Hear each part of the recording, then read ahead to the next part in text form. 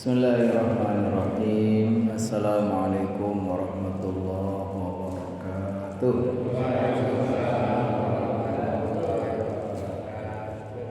Alhamdulillah alladzi hadana li hadza wa ma kunna linahtadiya laula an hadana Allah. Asyhadu an la ilaha illallah wahdahu la syarika lah wa asyhadu anna Muhammadan abduhu wa rasuluh. Allahumma salli wa sallim wa barik wa an'im ala hadzal nabiyil karim sayyidina wa maulana Muhammadin wa ala alihi wa sahbihi wa man tabi'ahum ila yaumiddin. Amma ba'du, yaqulu Allah ta'ala fi kitabihil karim.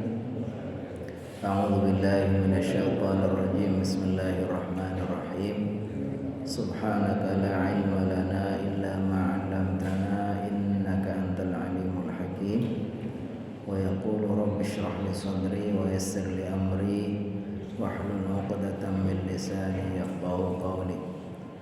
Allahumma inna nas'aluka 'ilman nafi'an wa rizqan thayyiban wa 'amalan mutaqabbalan. Allahumma inna nas'aluka 'ilman nafi'an Allahumma inna nas'aluka 'ilman nafi'an wa rizqan thayyiban wa 'amalan mutaqabbalan. Allahumma 'allimna ma yanfa'una wanfa'na bima 'allamtana. Amin amin ya rabbal alamin. Hadirin dan hadirat seluruh jamaah salat maghrib di Masjid Al-Ikhlas, wabil khusus kepada para tokoh, para sesepuh, pengurus TKM, para bapak haji, para ustadz, semuanya yang semuanya senantiasa Allah muliakan, Allah ridhoi dan Allah berkahi. Alhamdulillah, kita sama-sama memanjatkan puja dan syukur kehadirat Allah Subhanahu wa taala. Allah senantiasa melimpahkan berbagai karunia dan nikmat pada kita semua, di antaranya nikmat yang sangat mahal, nikmat yang mengantarkan kita untuk selalu melakukan berbagai macam ibadah, nikmat iman, nikmat Islam yang mendorong kita untuk selalu menjadi hamba-hamba yang soleh, hamba-hamba yang selalu beribadah kepada Allah Subhanahu wa taala. Mudah-mudahan Allah Subhanahu wa taala senantiasa menjaga nikmat yang paling mahal ini sampai akhir hayat kita. Mudah-mudahan Allah juga akan selalu menjaga keistiqomahan kita di dalam melakukan berbagai macam ketaatan. Salah satu yang menjadi bahan kita merenung dan bersyukur kehadirat Allah Subhanahu wa taala, sampai detik ini Allah berikan kita kesempatan untuk selalu melakukan berbagai macam ibadah. Termasuk kita sudah Allah berikan kesempatan menunaikan ibadah yang sangat agung selama bulan Ramadan. Tentu bagi kita seorang hamba, ketika selesai menunaikan suatu bentuk ketaatan, yang ada dalam diri kita adalah berserah diri seraya berharap mudah-mudahan Allah SWT berkenan menerima.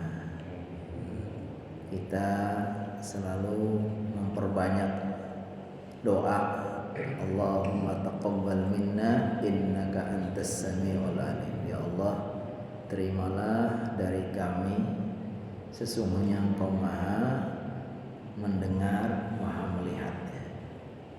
Melihat kekurangan kita, melihat ketidaksungguhan kita. Biasanya kita nyesel tahu-tahu sudah selesai kurang maksimal. Ya, banyak kekurangan-kekurangan, banyak yang sudah kita lakukan, tapi banyak juga yang kita tinggalkan.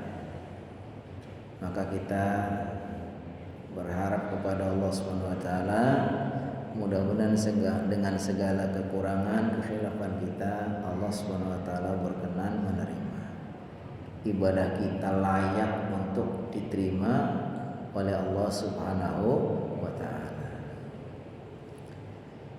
Begitulah seorang hamba ya, ketika sudah menunaikan ketaatan biasanya selalu berharap, dan itu pula yang dicontohkan oleh para salafus soleh, orang-orang terdahulu yang baik-baik, hamba-hamba salafus soleh ini. Begitu mereka selesai menunaikan Ramadan, 5 bulan sesudahnya itu untuk berdoa supaya ibadahnya diterima. 6 bulan sebelumnya dia berdoa supaya ketemu dengan Ramadan. Ini luar biasa sekali. 6 bulan sebelumnya terus berdoa supaya ketemu Ramadan. Habis itu selesai Ramadan, 5 bulan sesudahnya berdoa terus supaya ibadahnya diterima. Itu disebutkan oleh Ibnu Rajab di dalam kitab beliau yang menceritakan tentang keutamaan ya ulama-ulama terdahulu dalam kitab Lataiful Ma'arif. Pertanyaannya, kalau untuk mereka orang-orang yang jauh lebih hebat, ketakwaannya lebih bagus, ibadahnya lebih rajin, keikhlasannya lebih tinggi ya.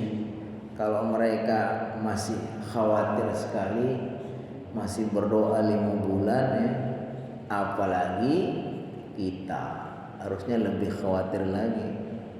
Kalau mereka yang sudah sehebat itu saja masih gundah gulana, khawatir kalau ibadahnya nggak diterima terus berdoa terus, apalagi kita. Makanya saatnya kita banyak-banyak bermohon kepada Allah. Allahumma taqabbal minna innaka antas sami'ul alim. Allahumma inna nas'aluka ilman nafi'a wa rizqan thayyiba wa amalan mutaqabbala. Ya Allah, berikanlah kami amal yang mutaqabbal, amalan yang diterima. Allah gambarkan di dalam surat Al-Mu'minun ayat 60 bagaimana orang-orang yang sudah bersungguh-sungguh menunaikan ibadah kepada Allah, melakukan ketaatan dan ibadah yang maksimal, tapi mereka khawatir, masih khawatir kalau belum layak diterima. Kata Allah, walladzina yu'tuna ma atau wa qulubuhum wajilah annahum ila rabbihim raji'un. Walladzina, dan orang-orang yu'tuna ma atau, yang telah melakukan, mempersembahkan apa-apa yang mereka berikan kepada Allah, yang mereka sungguh-sungguh persembahkan kepada Allah ibadah-ibadahnya. Wa qulubuhum wajilah, tapi hati mereka ada rasa khawatir, takut. Wajilah, gundah hati mereka, khawatir. Kenapa mereka sangat khawatir? Ya tadi, khawatir kalau nggak layak untuk diterima ya kan? Kenapa? Annahum ila rabbihim raji'un, karena mereka yakin benar bahwa kelak semua akan kembali kepada Allah. Saatnya Allah akan perlihatkan ibadah-ibadah kita, dosa-dosa kita semuanya kan. Wa may ya'mal mithqala dzarratin khairan yara wa may ya'mal mithqala dzarratin syarran yara. Tapi ada juga kabar gembiranya, justru ketika kita beribadah lalu kita ada rasa khawatir jangan-jangan nggak layak untuk diterima, ini menurut para ulama itulah tanda-tanda bahwa amalnya diterima. Kalau yang ada rasa khawatir jangan-jangan nggak diterima, malahan insya Allah itu yang diterima. Tapi kalau yang udah merasa yakin banget gitu, saya di sini Ramadan kemarin kayaknya saya paling rajin nih. Insya Allah semuanya udah beres. Ampuni dosa-dosanya, diterima amalnya semuanya. Kalau yang begitu kita malahan maka kita ketika ada rasa takut, jangan-jangan nggak diterima, mudah-mudahan Allah Subhanahu wa taala berkenan menerima. Dan itu ya sebagaimana disebutkan bahwa dulu para ulama, para salafus saleh termasuk disebutkan apa?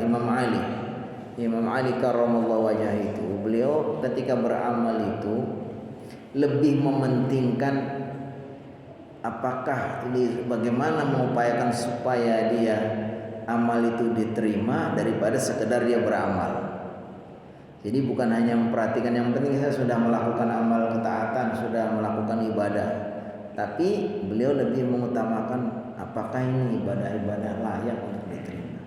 Karena beliau khawatir sekali di mana kata beliau mengutip surat dalam Al-Qur'an, innama yataqabbalullahu minal muttaqin, karena Allah hanya menerima ibadah dari orang-orang yang bertakwa. Jadi khawatir sekali ya. Tapi insya Allah ketika kita ada rasa khawatir, mudah-mudahan ini pertanda ibadah kita diterima. Para ulama juga menyebutkan bahwa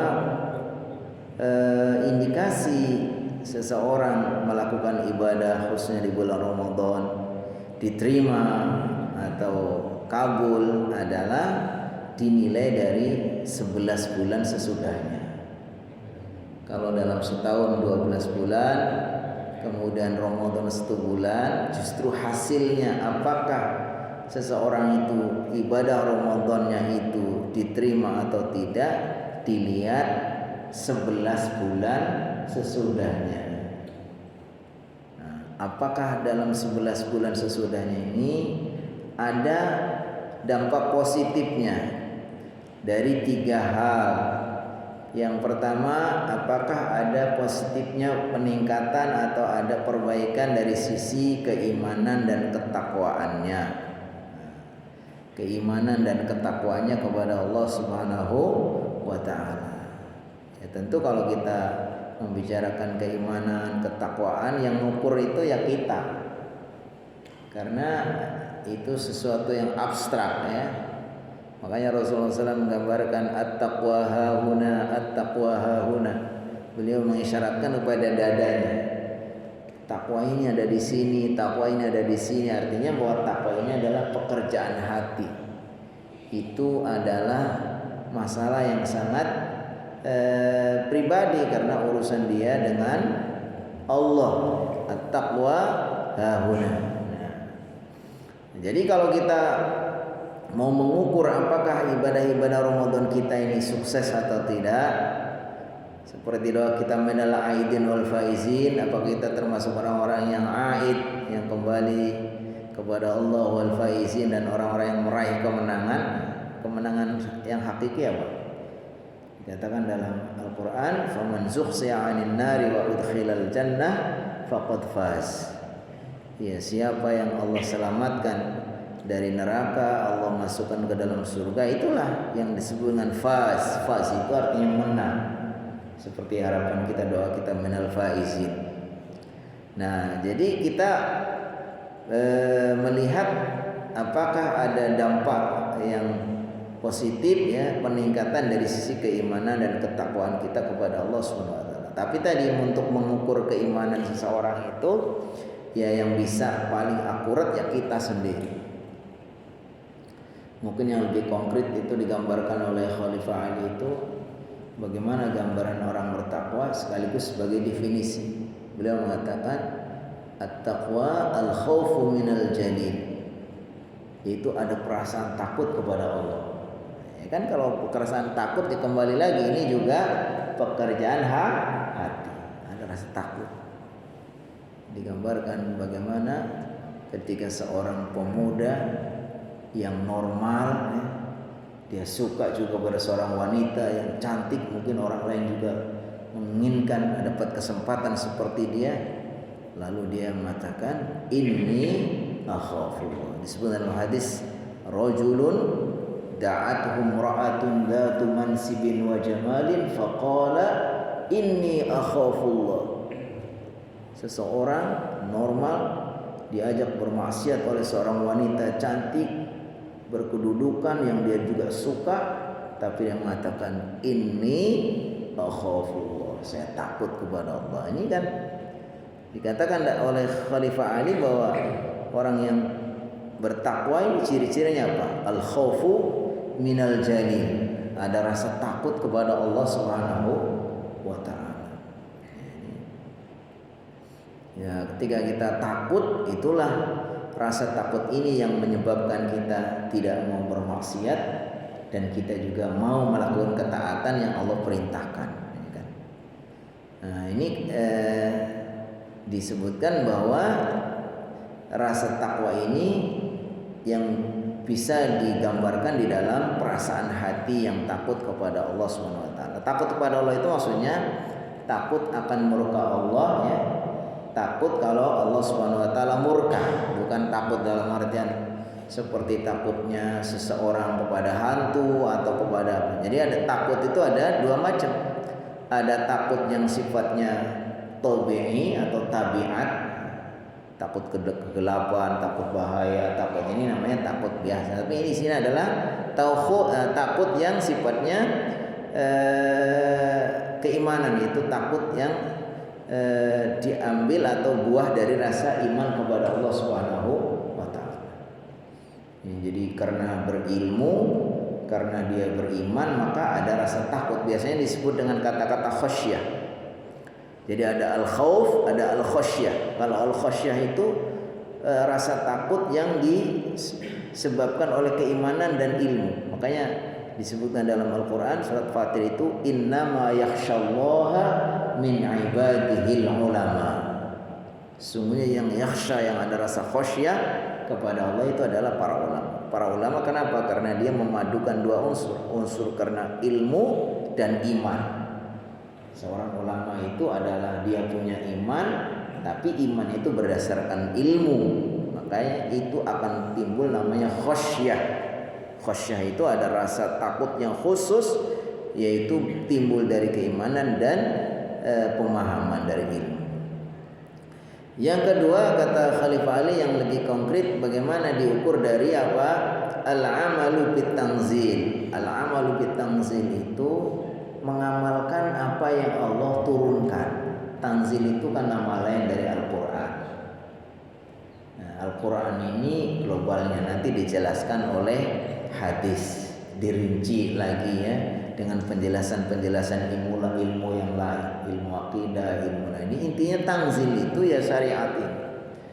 Jadi seseorang itu bila bertakwa itu ciri-cirinya dia adalah mengamalkan apa yang Allah turunkan.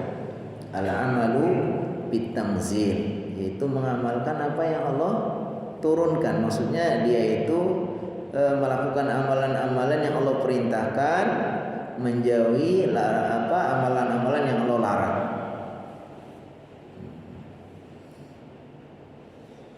Ya konkretnya bagaimana ya kita rasakan aja. Nah, kalau selama Ramadan kita Masya Allah ya ke masjid setiap waktu ya kan, bahkan 10 harinya kita di masjid mulu, kita i'tikaf ya kan. Terus baca Qur'annya selesai minimal 1 kali khatam, ada yang lebih. Qiyamul lailnya Masya Allah tiap malam ya kan, kita tarawih. Malamnya malam 10 hari terakhir masih ada tahajudnya mamanya kan. Siangnya berpuasa, banyak bersedekah. Nah, sekarang pertanyaannya apakah bisa kita lestarikan? Apa bisa kita lanjutkan dengan intensitas yang tentu berbeda ya kan, karena memang Ramadan itu sangat khusus ya, dimana Allah SWT jadikan Ramadan itu suasana yang kondusif untuk melakukan ibadah. Makanya disebutkan bulan yang penuh berkah ya. Allah SWT tutup pintu neraka, buka pintu surga, setan dibelenggu. Ini bulan yang penuh berkah. Jadi karena kondisinya seperti itu sehingga orang itu melakukan ibadah itu terasa ringan, enak gitu ya kan.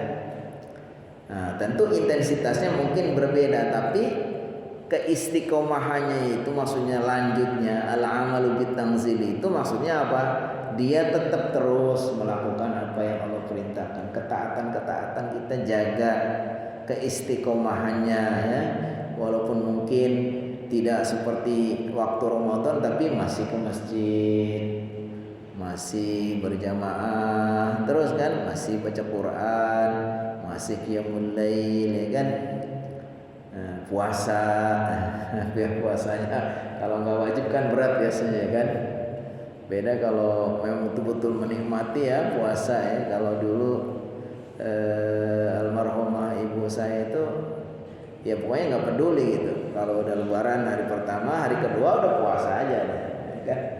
Karena mungkin dia merasa ini satu buah dari amal juga selama Ramadan toh dia udah biasa puasa gitu. Sehingga kalau nggak puasa itu nggak enak. Jadi nggak peduli ya anaknya pada datang lagi banyak jajan banyak kue gitu ya udah puasa aja ya kan. Kalau kita kan banyak alasan tuh kalau masih lebaran, masih musim safar katanya.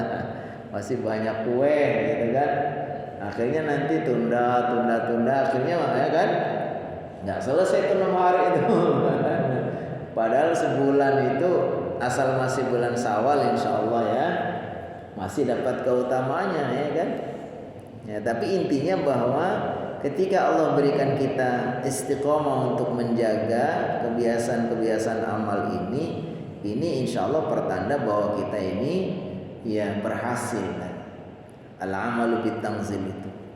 Ya memang itu yang berat menjaga keistiqomahan walaupun sedikit tapi terus. Makanya Rasulullah SAW menggambarkan apa?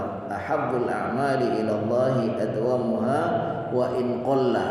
Amalan yang paling Allah suka itu amalan yang terus walaupun sedikit. Ya, yang terus menerus itu walaupun sedikit lah mungkin orang menyebutnya apa?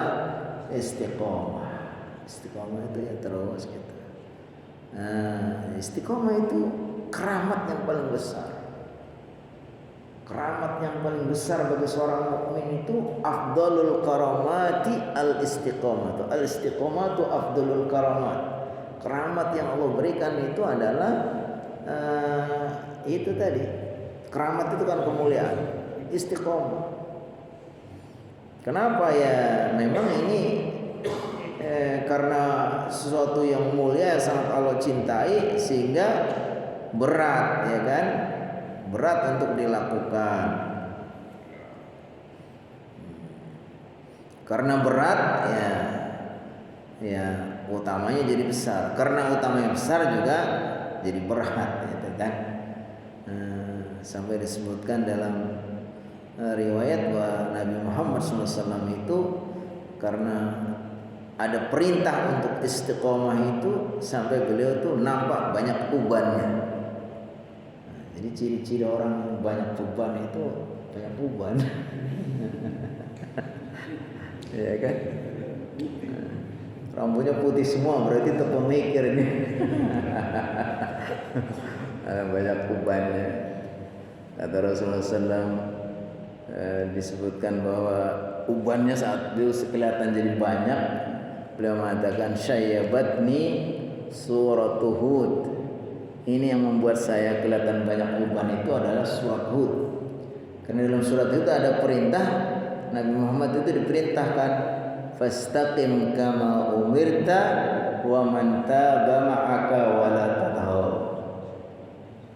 Istiqomahlah sebagaimana engkau diperintahkan wa man taba ma'aka dan bersama orang-orang yang bertaubat bersama engkau wa la tathaw.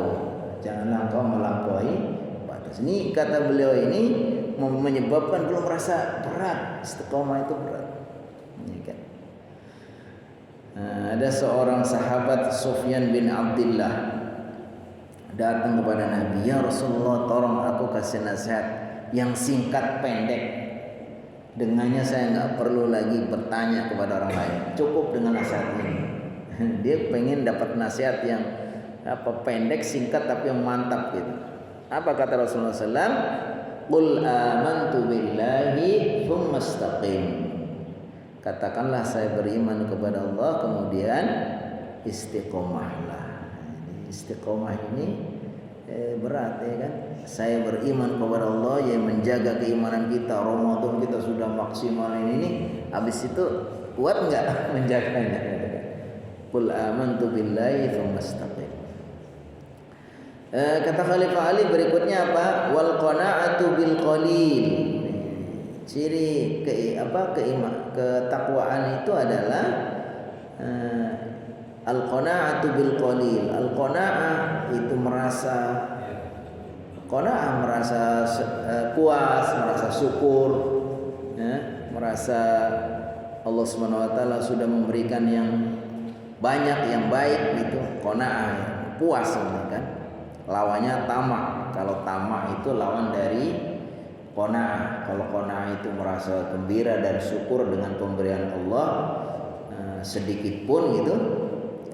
Kalau tamak itu perasaan rakus, dia tidak pernah puas, merasa kurang terus. Tamak. Jadi tamak itu lawan dari qanaah. Kata Khalifah Ali, ciri-ciri orang yang bertakwa itu adalah al-qana'atu bil qalil. Orang merasa syukur dan merasa puas dengan pemberian Allah walaupun sedikit. Jadi ukurannya itu bukan banyak, tapi ukurannya ya puas dengan apa yang Allah berikan walaupun sedikit. Makanya orang kalau diberikan rasa qanaah ini, dia tidak jadi orang kaya karena dia merasa sudah cukup dengan apa yang Allah berikan. Idza kunta dza qalbin qanu'in wa anta wa malikud dunya sawa. Kalau engkau itu mempunyai hati yang penuh qanaah, engkau dan seorang raja itu sama. Kalau raja itu dia bisa kaya karena dia punya istana, punya harta yang banyak, punya jabatan, punya fasilitas. Tapi kita nggak usah punya seperti itu, bisa kaya seperti raja. Syaratnya apa? Kita punya hati yang qanaah dan penuh syukur. Jadi kalau kita rasa syukurnya ada, qanaahnya ada, ya merasa cukup gitu. Idza kunta dza qalbin qanu'in wa anta wa malikud dunya sawa. Ada hadis lain sebutkan gimana itu yang menggambarkan bahwa seorang muslim sungguhlah dia sudah mendapatkan karunia yang besar, diberikan rezeki yang itu qanaah, ya kan, dan merasa cukup dengan apa yang Allah berikan. Disebutkan ukurannya yang keempat kata Khalifah Ali adalah wal isti'dadu li yaumir rahil. Al isti'dadu li yaumir rahil, yaitu bersiap-siap untuk menghadapi hari pemberangkatan, maksudnya hari kematian, yaumul rahil. Jadi ciri orang yang bertakwa diantaranya dia selalu siap, ya bersungguh-sungguh untuk menyiapkan hari di mana dia menghadap Allah Subhanahu wa taala. Maksudnya apa ya? Dia melakukan berbagai macam amal soleh untuk berbekal diri untuk menghadap Allah Subhanahu wa taala. Jadi tadi ya, ciri apabila seorang itu ibadahnya atau ketaatnya diterima, diantaranya meningkat dari sisi keimanan dan ketakwaan. Yang kedua adalah tadi ada satu athar atau satu dampak positif dari ibadahnya. Jadi ketika seorang itu melakukan ibadah dan ibadah itu diterima oleh Allah Subhanahu wa taala, itu akan membuahkan dampak positif di dalam amal perbuatannya. Bukan sekedar yang penting dia itu sudah rajin ibadah, tapi dia punya athar, punya dampak yang berdampak positif kepada perbuatannya. Atau dengan kata lain gini, jadi orang yang seharusnya paling baik muamalahnya kepada sesama atau perbuatannya itu adalah orang yang paling baik ibadahnya. Makanya Rasulullah SAW disebutkan bagaimana akhlak Nabi Muhammad SAW, kana khuluquhu Al-Quran. adalah Nabi Muhammad SAW. Bagaimana sih akhlaknya? Yaitu Al-Quran. Ya karena Nabi Muhammad SAW itu ya memang orang yang paling baik ibadahnya, orang yang paling baik keimanannya, ketaatannya kepada Allah ya. Artinya kalau kita lihat di sini bahwa seharusnya itu tidak ada kontradiksi antara kesolehan seseorang ya, ketika membangun hablum minallah dengan kesolehan seseorang ketika membangun hablum minan nas. Ya, jadi harusnya seperti itu. Idealnya orang yang paling rajin ibadah adalah orang yang paling baik ya, yang paling jujur, yang paling sopan. Kenapa? Karena memang ibadah-ibadah yang kita lakukan itu sebetulnya kalau kita perhatikan, kita hayati, itu ada namanya maqasidus syariah. Maqasid itu artinya tujuan, syariat itu syariat. Makanya orang itu sholat ini kan di situ sebenarnya ada nilai-nilai yang sangat aplikatif dalam kehidupan ini yang akan berdampak positif. Orang sholat dilatih bagaimana dia disiplin waktu, jam sekian dia harus sholat, ada waktu-waktunya, terikat dengan cara, ada SOP-nya kan, standar operasional pelaksanaannya itu ya. Ya itu sebetulnya kalau kita hayati itu kan menjadikan kita ini menjadi orang yang baik di dalam berinteraksi, akan disiplin, akan jujur, akan bersih, akan rendah hati, tawadhu ya kan. Karena memang ketika kita sholat itu kan dilatih itu, bagaimana kita menjaga waktu supaya disiplin. Kalau belum waktunya ya itu walaupun buru-buru banget nih, nanti kesiangan nih, kita macet nih subuh nih. Kita sebelum masuk subuh kita sholat duluan, bisa nggak? Nggak bisa. Nah, nggak bisa kayak gitu. Kita dilatih bagaimana. Sebelum sholat kita harus menggunakan khudhu zinatakum inda kulli masjid. Ketika mau ke masjid kita berpakaian yang bagus, yang rapi, bersih, ya kan? Idza kuntum ila sholati faghsulu wujuhakum wa aydiyakum ilal marafiq wamsahu bi ru'usikum wa arjulakum ilal ka'bain.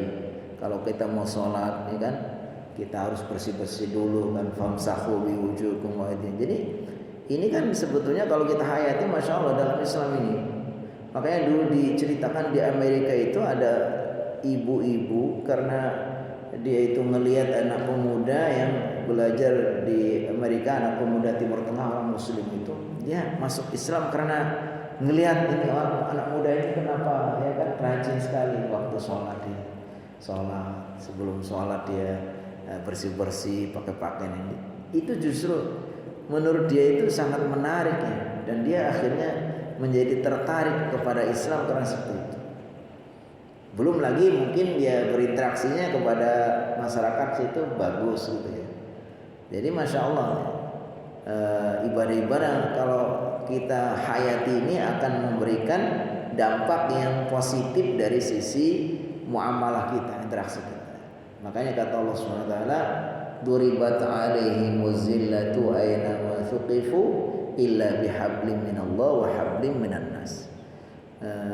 Dimanapun mereka akan ditimpakan kehinaan kecuali mereka harus memadukan dua sisi ini. Sisi ibadahnya kepada Allah juga kita harus bagus, interaksinya kepada Allah, ibadah-ibadah kita lakukan, tapi ya tidak kalah penting juga kita harus juga baik kepada sesama. Puasa ini juga ada nilai-nilai pesan yang sangat penting ya. Kalau puasa kita termasuk dilatih kita untuk peduli ya, karena kita dilatih untuk lapar, untuk haus, untuk sering ya berbagi dan seterusnya. Ini sebenarnya pesan-pesan yang harusnya kita ambil untuk kita aplikasikan di dalam kehidupan kita. Baik. Nah, jadi intinya bahwa banyak sekali para ulama menyebutkan tentang ibadah-ibadah yang diterima oleh Allah Subhanahu wa taala. Tetapi secara secara aturan di dalam bab syarat dan rukunnya itu ibadah itu memang dipenuhi harus ada lima hal yang harus dipenuhi ya. Ada namanya 2 syarat, 3 rukun. 2 syarat dan 3 rukun. Bagaimana supaya ketaatan kita ini insya Allah ya, kalau masalah diterima itu kan memang hak Allah SWT dan kita tidak bisa memastikan. Kita hanya tadi menangkap isyarat-isyaratnya berdasarkan pemahaman dari ayat pun hadis. Ciri-cirinya tadi diantaranya ibadah kalau diterima itu orang yang melakukan ibadah itu ada rasa khawatir. Ibadah kalau diterima itu orang itu akan istiqomah menjaga, karena ibadah amal soleh itu akan membuahkan amal soleh berikutnya. Ini tanda saja, tanda. Kata para ulama, tunadil hasanatu ya ukhti ya ukhti. Amal baik itu akan memanggil saudara-saudaranya sama amal baik. Jadi buah dari amal baik itu adalah kebaikan berikutnya. Artinya ketika orang itu Ramadan rajin, kemudian dia selesai Ramadan masih melanjutkan, ada dampaknya, masih ada melestarikan kebiasaannya, itu ciri-ciri diterima ya, itu tanda saja. Atau tadi diantaranya meningkat keimanan dan ketakwaannya, dirasakan 11 bulan sunnah. Itu kan hanya tanda-tanda saja, tanda-tanda. Tapi di sini ada namanya syarat dan rukun. Nah, syaratnya ada 2, rukunnya ada 3. Apa itu syaratnya supaya ibadah kita diterima? Syurutul ibadati syartani huma asyartul awal al-ikhlas wa huwa an yaqsidal 'abdu bi ibadatihi wajhallahi ta'ala duna siwa. Syarat yang pertama supaya ibadah kita diterima adalah itu harus ikhlas. An yaqsidal 'abdu, yaitu apabila seorang hamba menyengaja atau meniatkan bi ibadatihi, dengan ibadahnya, wajhallah, untuk Allah Subhanahu wa taala, duna siwa, tanpa selainnya. Jadi memurnikan niatnya hanya semata-mata kepada Allah. La khilafa fi anna al-ikhlasa syartun li sihhatil amal wa qabulihi. Tidak ada ikhtilaf di antara para ahli ilmu bahwa ikhlas adalah syarat untuk sahnya suatu amal ibadah dan juga diterimanya. Saya baca penjelasannya. Faman addal ibadah wa nahwa biha ghaira wajhillah kan yurida madhan nas aw yurida maslahatan dunyawiyah aw fa'ala taqlidan li ghairihi aw fa'ala khaufan minas sultan aw ghairihi fala tuqbalu minhu wa la yusabu 'alaiha. Disebutkan di sini penjelasan siapa yang melakukan ketaatan ibadah dengan niat dia selain Allah, seperti ingin mendapatkan pujian atau meraih kebaikan duniawi, atau melakukannya hanya ikut-ikut kepada yang lain, atau dia melakukannya karena takut kepada penguasa dan sebagainya, maka tidak diterima dan tidak diberikan pahala. Wa hadza mujma'un 'alaihi min qibali ahli ilmi. Ini pendapat ini adalah sudah disepakati. Jadi ini yang lebih konkret ya, kalau kita ibadahnya kepengen diterima adalah tadi syarat pertama harus ikhlas. Yang kedua disebutkan apa? Asyartus tsani muwafaqatuhu syar'allah. Wa dzalika bi an takuna al-ibadatu fi waqtiha wa sifatiha muwafiqan lima jaa fi kitab wa sunnah. Syarat yang kedua syaratnya adalah harus sesuai dengan syariat Allah. Jadi kalau kita perhatikan di sini kata-kata sesuai dengan syariat Allah itu luas, ya kan? Makanya kemudian ini sering terjadi perdebatan di masyarakat, apakah ini sesuai atau tidak. Kalau menurut dia, perasaan dia itu nggak sesuai, langsung dia dianggap wah ini sudah bid'ah. Karena memang kata-kata ini cara pemahamannya itu ada yang cara pandangnya beda. Ada yang dimaksud kalau yang dimaksud sesuai itu harus betul-betul persis apa yang dicontohkan Nabi, apa yang diperintahkan Nabi umpamanya. Maka kalau kayak gitu berarti dia harus sempit jadinya. Maka dia merasa kalau ada yang beda berarti dia sudah keluar. Ada yang lebih longgar dalam artian mungkin Nabi tidak mengerjakan, lisan Nabi juga tidak memerintahkan secara qauli, tapi Nabi Muhammad SAW itu setuju, ya kan? Tidak melakukan, tidak memerintahkan, tapi Nabi membenarkan. Ini akhirnya agak lebih longgar dikit lagi. Terus ada yang lebih longgar lagi yang mengatakan yang namanya bid'ah itu adalah suatu bentuk ibadah atau sesuatu yang baru dalam agama yang tidak ada dasarnya, nggak ada dalilnya. Nah, kalau kita bicara nggak ada dalilnya ini kan luas, karena dalil itu sumbernya itu kan bisa Al-Quran, kalau nggak ada di Al-Quran mungkin bisa As-Sunnah. Mungkin Quran nggak ada, Sunnah nggak ada, tapi ada dalil yang disepakati oleh para ulama, ada namanya ijma. Ternyata ijma di ijma nggak ada, tapi ada qiyas. Sehingga kadang-kadang ini orang menganggap ya, karena dia berpikir bahwa ya sumber ini bukan hanya satu, ya kan, makanya akhirnya menjadi luas. Contoh yang lebih konkret, contoh gini lah, pokoknya ada orang berbicara tentang berzikir. Kalau dia hanya berdasar kepada Al-Quran itu mungkin dikatakan fadhkurullah dzikran katsiran. Akhirnya dia punya pemahaman bahwa zikir kan nggak mesti harus persis apa yang dia boleh membuat zikir yang contoh lagi namanya apa? Innallaha wa malaikatahu